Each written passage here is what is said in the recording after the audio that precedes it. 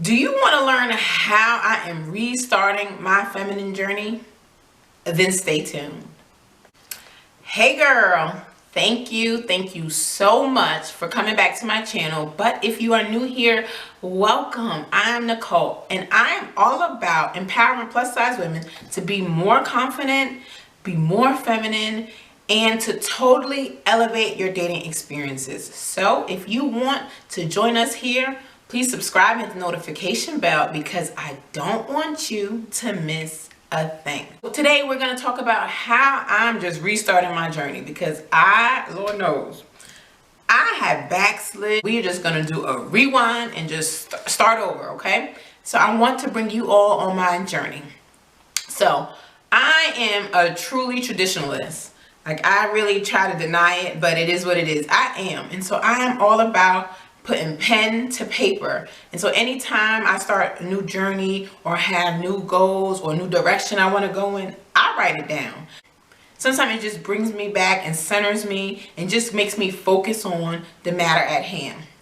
With that being said, I made me a feminine journey guide because I just like to see it in plain black and white. So if you want to take notes or be on this journey with me, the first part of this journey is a feminine statement or a feminine manifestation. So here is where I just wrote down things that I am claiming, that I am manifesting, that I am speaking into existence. My first feminine statement is I am 100% tapping into the feminine divine woman that God has created me to be. My next statement is I am receiving help, gift, compliments with love, not looking for any ulterior motive.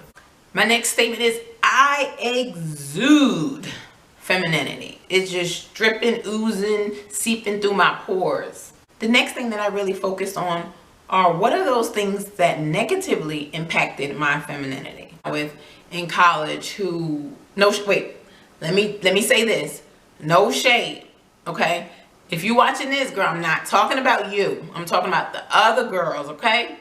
But these group of girls were kind of, let's say, toxic. So they were the type who would hang out with you and not necessarily be rooting for you or be a true friend. I call them like a frenemy. They would hang out with you for whatever reason, but still be hating on you at the same time. Because of, experiences dealing with that, I'm not going to get into too much detail, but I have really been vulnerable and just about putting myself out there, and particularly with friendships and just in relationships in general.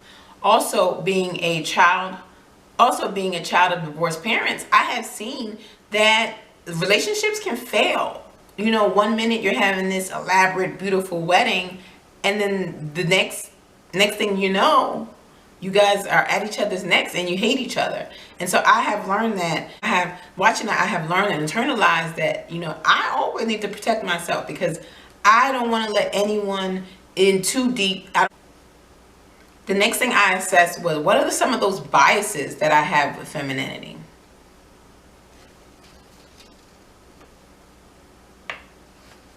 The first bias I have with femininity is that it's just this weakness. Like, it is showing that you're not strong. It is being dominated and being controlled and being just totally just weak and unable to do for yourself and think for yourself and just being like a kept woman. I also thought that femininity is just flirty. Like, you're just a seductress.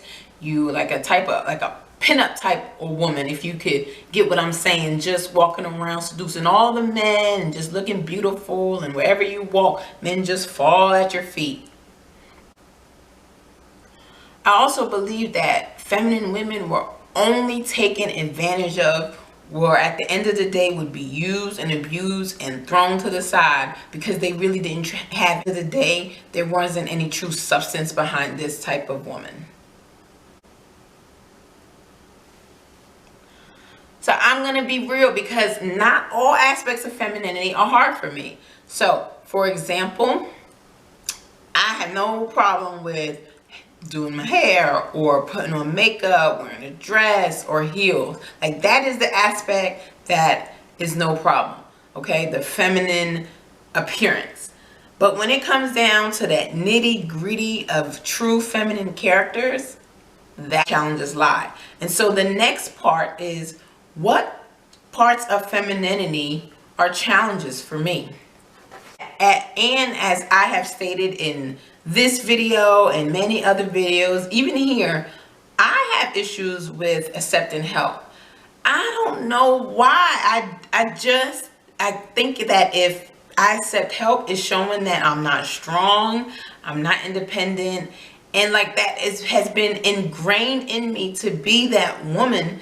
And so just accepting help, y'all pray for me. Your girl struggles with it, but I really want to work on it. This is my number one thing.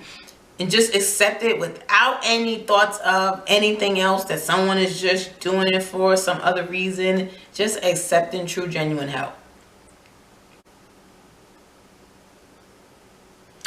Other challenges I have, which also goes with accepting help, is not being the leader.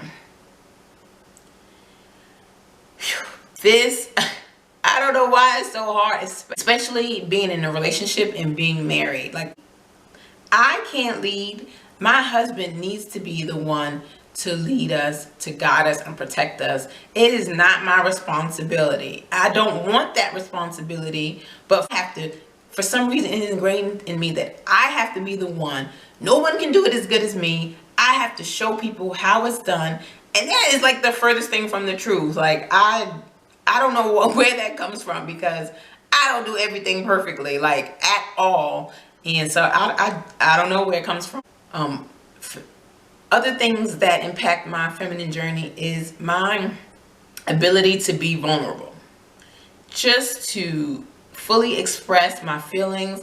I guess it comes from, I think this really from the fear of being judged, or the fear of being inadequate, or the fear of like not looking like I have it all together, because Lord knows I don't have nothing together, okay? So, but for some reason, it really is challenging. Like, even making this video and just being, even making this video and just sharing with you all that I struggle with these things. It's like, oh, it's cringy. It's cringy for me. But I'm glad, because I had to be doing it, because really on this channel, I really do want to be more transparent, more open, and more sharing, not just spewing facts. The next step on this journey is to determine who you can share your journey with. Now, I'm a big proponent of not necessarily sharing everything with everyone, which is kind of contradictory of what I just said, but because everyone does not mean you well. However, that's where your discernment has to come in. You have to be able to discern who means well for you, who is rooting for you, who can encourage you. So with that being said, on this journey, I am sharing, number one, with my husband, that I want to. Also, another person who is in my corner is my mom. We are really close, and so I'm sharing with her that I want to be on this feminine journey. And guess what? I'm sharing with you. So with that being said, I want you to hold me accountable. We're going to check in. This will be one of those videos that we're going to come back to, and then we can kind of check in and check on each other and just hold each other accountable. The next part of this journey is determining who inspires you. I am a good proponent of getting next to people who are doing the things that you want to do, to get some understanding. Now, these people don't necessarily have to be people who are in person, who you know in person. There can be people who you see on TV, or movie stars, or just people you see on YouTube, or things like that. And so for me, there's this woman at my church, and she to me is like everything. She is super smart, very fashionable, very kind, very generous. She's just overall like someone I aspire to be. But with all that, she's very gentle, especially with her husband. But to me, she has that strength where it's a gentle strength. Like, she doesn't broadcast all accolades and all of that on the people. It's like a silent, like, just bomb aura. Like, I really can't even describe it, but she is 100% a vibe. What else inspires me on my feminine journey? Michelle Obama. Again, she kind of reminds me of the lady at my church. Just all around bomb. but she's not shouting from the rooftops. And I'm gonna be 100% honest, like, Michelle, she low-key may be smarter than Barack, but she don't put on no airs like that. Did y'all hear that? However, I don't know. I mean, because did you hear that story where her and Barack had went to a diner and apparently the owner wanted to speak with her, and so she went to go speak with the owner, and after the conversation she returned to the table and Barack asked her, you know, who was that? And she explained to him that he was one of her past boyfriends. And so Barack kind of joked and said, you know, you almost was the wife of a restaurant owner. And she says, no. If I was married to him, he would be the president. Like, girl, yeah. But it's like more gentle with it. Like, she doesn't always act like that. But every once in a while, it's like, I'm gonna let you know. I'm gonna let you know something. I love it. But anywho, while I was editing the previous clips, I don't know what happened, but the files got corrupted, and so I lost a lot of my footage. So I'm just gonna pick up where I was. And where was I again? Okay, so besides Michelle Obama, I also can look up to my mother. She is one of the most genuine, one of the most kindest women I have ever met. Matter of fact, one of the most kindest people I have ever met. And so just watching her, how she moves and how she operates and how she treats people, always from a place of love, is inspiring. And so I know you're watching this, so hey girl, love you. Also, another woman who inspires me is my grandmother, also known as my Tata. And she is just so feminine, so glamorous. Like, she's just everything. And I aspire to be just a fraction as feminine and just she is when I grow up. The next part of my feminine journey is implementing self-care. And I have been so slacking. And it's like so counterintuitive because when I get stressed, I decrease my self-care, which is the complete opposite of what I really need to be doing. But I broke down my feminine journey and my self-care portion of my feminine journey into 3 or 4 areas. The first being daily, weekly goals, monthly goals, and even a yearly goal, like a big goal down. So for my daily goal, I want to allow my husband to help me more. So that is whatever it is, with the baby, with dinner, just anything I can think of. I just need to allow and accept more help from him. So for my weekly feminine journey goal, I want to be more forthcoming with my emotions, more vulnerable. And for my monthly goal, I just want to get my feet done. Honey, it's spring. Spring is rolling around again, and it is time to have my toes out. And honey, they've been hibernating and crusty all winter, so it's time.